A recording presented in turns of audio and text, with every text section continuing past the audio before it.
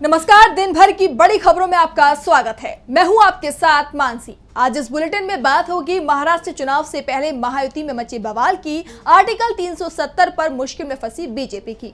देखेंगे मोदी सरकार पर राहुल के बड़े आरोपों को, क्यों सुप्रीम कोर्ट के वकीलों ने सीजेआई के कार्यक्रम से बनाई दूरी, जानेंगे झारखंड चुनाव में बीजेपी की बढ़ती मुश्किलों को, और बुलेटिन के आखिर में बात वक्फ बिल पर घिरे जेपीसी अध्यक्ष की। लेकिन दिन भर की तमाम बड़ी खबरों से पहले एक नजर आज की सुर्खियों पर।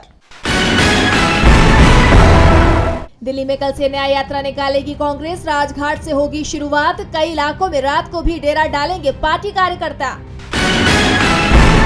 कांग्रेस महासचिव प्रियंका गांधी का बड़ा बयान, बोली वायनाड की सेवा उसी तरह करना चाहती हूं जैसे एक मां बच्चों की देखभाल करती है। महाराष्ट्र विधानसभा चुनाव के बीच गरमाई सियासत, एमएनएस प्रमुख राज ठाकरे का बड़ा ऐलान, सत्ता मिली तो मस्जिदों से लाउडस्पीकर हटा देंगे। और शेयर बाजार में गिरावट, 836 अंकों की गिरावट के साथ 79,541 पर बंद हुआ सेंसेक्स, तो 284 अंकों की गिरावट के साथ 24,199 पर बंद हुआ निफ्टी। ये तो थी सुर्खियां। अब बात आज की सबसे बड़ी खबर की। महाराष्ट्र विधानसभा चुनाव के लिए प्रचार अभियान तेज हो गया है। एक तरफ महाविकास आघाड़ी गठबंधन एकजुट दिख रहा है, तो महायुति में हर दल के सुर अलग अलग दिखाई दे रहे हैं। संयुक्त रैलियां भी होती नजर नहीं आ रही हैं, और इस बीच अजित पवार ने तो सीधे सीधे सीएम पद के लिए दावा ठोक दिया है। तो कैसे चुनाव में बीजेपी और उसका गठबंधन पड़ रहा है कमजोर, देखिए इस रिपोर्ट में। महाराष्ट्र विधानसभा चुनाव के लिए प्रचार अभियान तेज हो गया है। कांग्रेस ने, महायुति गठबंधन ने 5 गारंटियां प्रदेश की जनता को दी हैं, तो उद्धव ठाकरे ने ऐलान कर दिया है कि सत्ता आई तो धारावी में अडानी के प्रोजेक्ट को वो रद्द कर देंगे। इस बीच महायुति में घमासान मचा हुआ है। अजित पवार ने अपने रास्ते अलग कर लिए हैं। अजित पवार ने तो सीधे सीधे सीएम पद पर दावा ही ठोक दिया है। उन्होंने कहा, एक क्लर्क तक चाहता है कि उसका प्रमोशन हो, तो फिर हम क्यों नहीं चाहेंगे। आगे देखा जाएगा कि क्या होता है।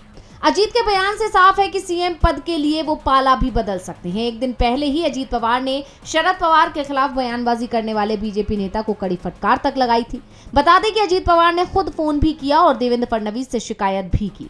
यूपी के मुख्यमंत्री योगी आदित्यनाथ के नारे बटोगे तो कटोगे को लेकर भी अजीत पवार काफी सख्त नजर आए और साफ तौर पर कहा कि महाराष्ट्र शिवाजी महाराज की धरती है, यहाँ ये सब नहीं चलेगा। अजीत पवार बीजेपी के खिलाफ जाते दिख रहे हैं, तो दूसरी तरफ उनकी बहन और एनसीपी शरद गुट की सांसद सुप्रिया सुले ने तीखा हमला बोलते हुए कहा कि अजीत पवार में सीएम पद की रेस में ही नहीं है। सुले ने कहा कि जब तक अजीत पवार बीजेपी के साथ हैं, तब तक हम उनके खिलाफ लड़ेंगे। हमारी लड़ाई परिवार की लड़ाई नहीं है, विचारधारा की लड़ाई है, और हम उनके खिलाफ पूरी ताकत से लड़ेंगे। महाराष्ट्र विधानसभा चुनावों में बीजेपी और उसके सहयोगी मुश्किल में दिख रहे हैं, तो बीजेपी की मुश्किल आर्टिकल 370 को लेकर भी बढ़ती दिख रही है। जम्मू कश्मीर विधानसभा चुनाव के बाद पहले ही सत्र से आर्टिकल 370 का मुद्दा सदन में छाया हुआ है, और बीजेपी इस पर बैकफुट पर दिखाई दे रही है। जम्मू कश्मीर विधानसभा में बवाल मच गया। बीजेपी के सदस्यों के हंगामे के चलते विधानसभा की कार्रवाई पूरे दिन के लिए ठप हो गई।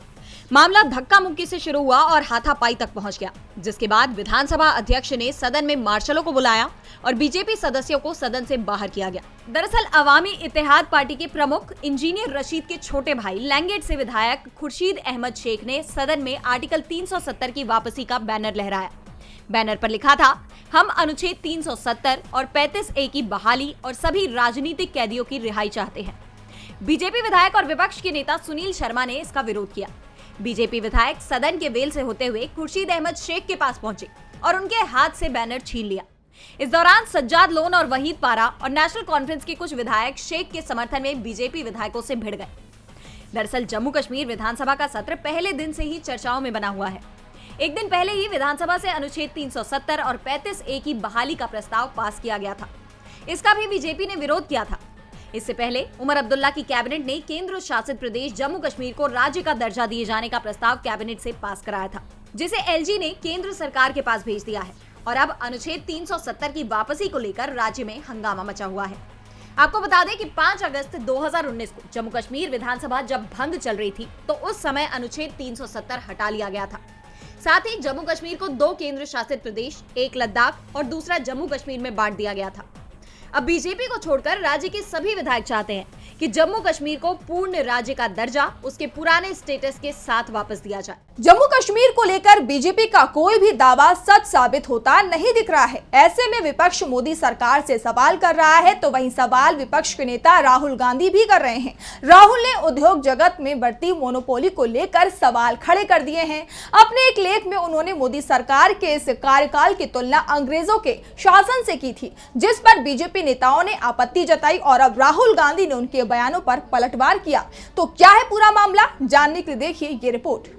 कांग्रेस सांसद राहुल गांधी के लेख को लेकर सियासत गरमाई हुई है। बीजेपी नेताओं की तीखी प्रतिक्रिया सामने आ रही है।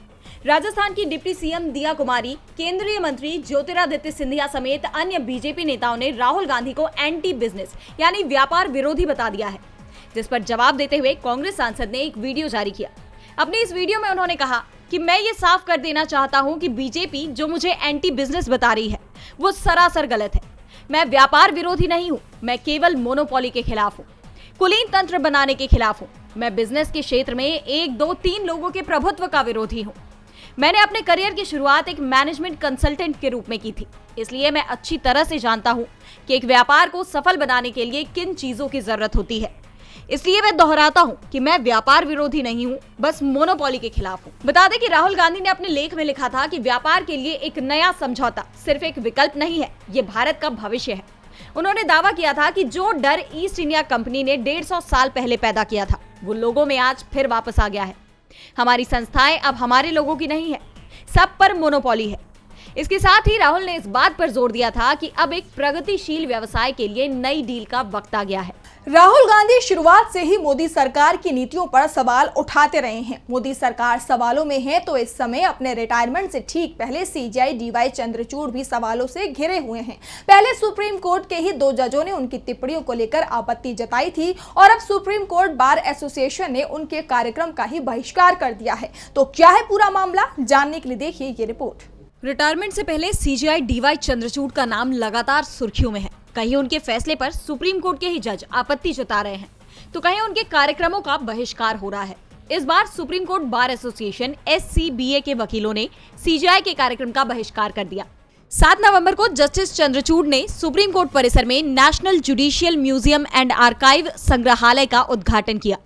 इस दौरान सुप्रीम कोर्ट के कई जज मौजूद रहे, लेकिन SCBA के वकील गायब दिखाई दिए। उन्होंने कार्यक्रम से पहले ही इसके बहिष्कार का प्रस्ताव पास कर दिया था। SCBA के वकीलों की मांग थी कि सुप्रीम कोर्ट परिसर के उच्च सुरक्षा क्षेत्र में खाली जगह को संग्रहालय के बजाय अपने सदस्यों के लिए लाइब्रेरी और कैफे या लाउंज बनाने के लिए आवंटित किया जाना चाहिए। उन्होंने अपने प्रस्ताव में कहा कि बार और सुप्रीम कोर्ट परिसर से संबंधित सभी बड़े फैसले सुप्रीम कोर्ट बार एसोसिएशन के परामर्श से लिए जाने चाहिए। बता दें कि इससे पहले निजी संपत्ति मामले में भी सुप्रीम कोर्ट के फैसले को लेकर जजों के बीच असहमति देखी गई। कोर्ट ने फैसला सुनाते हुए कहा था कि हर एक निजी संपत्ति पर सरकार का अधिकार नहीं है, जिस पर सुप्रीम कोर्ट के 2 जजों ने असहमति जताई थी। जस्टिस नागरत्ना ने तो यहाँ तक कहा था कि मेरा मानना है कि सुप्रीम कोर्ट की संस्था व्यक्तिगत जजों से बड़ी है, जो इस महान देश के इतिहास के विभिन्न चरणों में इसका एक हिस्सा मात्र है। इसलिए मैं प्रस्तावित निर्णय में मुख्य न्यायाधीश की टिप्पणियों से सहमत नहीं हूँ। एक के बाद एक इन घटनाक्रम को लेकर सीजीआई चंद्रचूड़ लगातार चर्चा में बने हुए हैं। सीजीआई ने कुछ दिनों पहले कहा था कि मुझे चिंता है कि इतिहास मेरे बारे में क्या लिखेगा, लेकिन जिस तरह से उन्हें लेकर विवाद हो रहे हैं उसकी एक झलक जरूर मिल रही है। वैसे इस समय इतिहास रचने का भी समय है। झारखंड और महाराष्ट्र विधानसभा चुनाव जीतकर कौन सा गठबंधन जीत का इतिहास रचेगा, इस पर सभी की नजरें हैं। झारखंड में 13 नवंबर को पहले चरण की 43 सीटों पर वोटिंग होनी है। इसके लिए चुनाव प्रचार तेजी से चल रहा है। प्रचार के दौरान जेएमएम नेता और राज्य के सीएम हेमंत सोरेन ने बीजेपी पर बड़ा हमला किया है। देखिए रिपोर्ट। झारखंड में एक रैली के दौरान सीएम हेमंत सोरेन ने बीजेपी पर जमकर हमला बोला। सीएम सोरेन ने कहा कि छत्तीसगढ़ में जब से डबल इंजन की सरकार बनी है तब से वहां बीजेपी अपने मित्रों को खनिज खदान और जमीन देने के लिए आदिवासी को जंगल से खदेड़ रही है। बीजेपी यही स्थिति झारखंड में भी पैदा करना चाहती है। झारखंड की माटी से भी आदिवासी और मूलवासियों को खदेड़ना चाहती है। हेमंत सोरेन ने आगे कहा कि बीजेपी के लोग बौद्धिक जहर छिड़क रहे हैं, लेकिन ये बौद्धिक जहर यहाँ पर काम नहीं करेगा। इसके अलावा जेएमएम और बीजेपी के बीच ट्विटर वॉर भी छिड़ा हुआ है। दरअसल बीजेपी प्रदेश अध्यक्ष बाबूलाल मरांडी ने हेमंत सोरेन पे JSSC सीजीएल की एक सीट बेचने और युवाओं के भविष्य के साथ खिलवाड़ करने का आरोप लगाया, जिस पर सीएम सोरेन ने पलटवार करते हुए पोस्ट किया कि अगर हिम्मत है तो सामने से लड़ो, कायर अंग्रेजों की तरह लगातार पीछे से वार क्यों? कभी ईडी, कभी सीबीआई, कभी कोई एजेंसी, कभी कोई और। अब अरबों रुपए खर्च कर दिए मेरी छवि बिगाड़ने में, अजब हालात हैं। इससे पहले सीएम सोरेन ने कहा था कि आपके पास ईडी है, सीबीआई है और दुनिया की सभी एजेंसियों का कुनबा है। आप किसी भी एजेंसी से जांच करवा लीजिए। अगर युवाओं के मुद्दे पर एक गलती निकल जाए तो मुझे 5 महीने नहीं 50 साल के लिए जेल में डाल दीजिए। तो वहीं जेएमएम नेता मनोज पांडे ने बड़ा बयान देते हुए कहा कि ये 56 इंच का नारा देते हैं लेकिन काम वैसा कुछ नहीं करते। ये ईडी, सीबीआई चुनाव आयोग को आगे कर देते हैं। ऐसे में बीजेपी खुद ही घिरती ही दिखाई दे रही है। झारखंड में एक दूसरे को घेरने की कोशिश तेज हो गई है तो पीएम मोदी की घेराबंदी में कांग्रेस भी जुटी हुई है। महाराष्ट्र की एनडीए सरकार को लेकर कांग्रेस नेता पवन खेड़ा ने यहां तक दावा कर दिया कि इस सरकार ने 2.5 साल में इतने घोटाले किए हैं कि उनका नाम गिनीज बुक में रिकॉर्ड हो जाए। तो क्या कहा कांग्रेस ने, देखिए इस रिपोर्ट में। महाराष्ट्र में विपक्ष लगातार एनडीए सरकार पर हमलावर है। इसी सिलसिले में कांग्रेस प्रवक्ता पवन खेड़ा ने एक प्रेस कॉन्फ्रेंस की। इस दौरान खेड़ा ने महाराष्ट्र सरकार पर निशाना साधते हुए कहा कि इस सरकार ने 2.5 साल में इतने घोटाले किए हैं कि गिनीज बुक ऑफ रिकॉर्ड्स भी शर्मा जाए। खेड़ा ने इसके आगे कहा, ये वो लोग हैं जो 2.5 साल पहले खोखे लेकर आए थे और अब ये लोग जनता को धोखा देकर जा रहे हैं। पहले नरेंद्र मोदी यहाँ आकर सिंचाई घोटाले की बात करते थे, फिर उन्हीं के साथ मिलकर घोटाला करने लगे। इस सरकार ने 2.5 साल में इतने घोटाले किए कि गिनीज बुक ऑफ रिकॉर्ड्स भी शर्मा जाए। इससे पता चलता है कि महायुति वालों ने सरकार सिर्फ लूट के लिए बनाई थी और इसका नुकसान महाराष्ट्र की जनता को उठाना पड़ा है। इसके साथ ही पवन खेड़ा ने महाविकास आघाड़ी की घोषणाओं के बारे में भी जानकारी दी और दावा किया कि चुनाव जीतने पर हम ये सभी वादे पूरे करेंगे। और बुलेटिन के आखिर में बात जेपीसी अध्यक्ष पर उठे सवालों की। जेपीसी में वक्फ बिल पर चर्चा चल रही है और विपक्ष जेपीसी अध्यक्ष पर ही सवाल उठा रहा है। विपक्षी सदस्यों ने तो लोकसभा अध्यक्ष से मिलकर ये शिकायत भी कर दी है कि जेपीसी अध्यक्ष मनमानी कर रहे हैं और अब कर्नाटक सरकार ने भी जेपीसी अध्यक्ष पर तीखा हमला किया है। देखिए ये रिपोर्ट। वक्फ बिल को लेकर जारी बैठकों के बीच जेपीसी प्रमुख जगदंबिका पाल कर्नाटक के किसानों से मिले। किसानों का आरोप है कि वक्फ उनकी जमीन पर दावा कर रहा है जहां वो पिछले 50-60 सालों से रह रहे हैं। जेपीसी अध्यक्ष ने बताया कि वक्फ एएसआई द्वारा संरक्षित ऐतिहासिक स्मारकों पर भी दावा कर रहा है। इधर जगदंबिका पाल के कर्नाटक दौरे को लेकर जेपीसी में शामिल विपक्ष के सांसदों ने विरोध जताया है। उन्होंने पाल के अकेले कर्नाटक जाने को गलत बताते हुए इसे प्रोटोकॉल का उल्लंघन बताया। विपक्षी सांसदों ने कहा है कि इस दौरे के लिए समिति की मंजूरी नहीं ली गई है। वहीं इन सब के बीच कर्नाटक सरकार में मंत्री और कांग्रेस नेता प्रियांक खड़गे का भी जेपीसी को लेकर बयान आ गया है। खड़गे ने जेपीसी को बीजेपी की समिति बताया है। ये संसदीय समिति नहीं बल्कि भाजपा की समिति है। अगर ये एक संयुक्त संसदीय समिति है तो इसके बाकी के सदस्य कहां हैं? एक पूर्व सांसद उस समिति की बैठक में क्या कर रहा है? अन्य सांसद जिनका जेपीसी से कोई संबंध नहीं है वो उस बैठक में क्या कर रहे हैं? एक संयुक्त संसदीय समिति का मतलब है कि समिति के सदस्यों को आना चाहिए। यह कुछ और नहीं बल्कि एक भाजपा प्रायोजित समिति है। बता दें कि शीतकालीन सत्र में सरकार वक्फ संशोधन बिल पेश करने वाली है। उससे पहले जारी जेपीसी की बैठक और समिति को लेकर खींचतान की खबरें लगातार सामने आ रही हैं। हाल ही में विपक्षी सांसदों ने लोकसभा अध्यक्ष से भी अपनी शिकायतों को लेकर मुलाकात की थी। अब इस मामले को लेकर आगे क्या होता है ये देखना होगा। तो आज इस बुलेटिन में इतना ही। आप देखते रहिए डीपी लाइव। नमस्कार।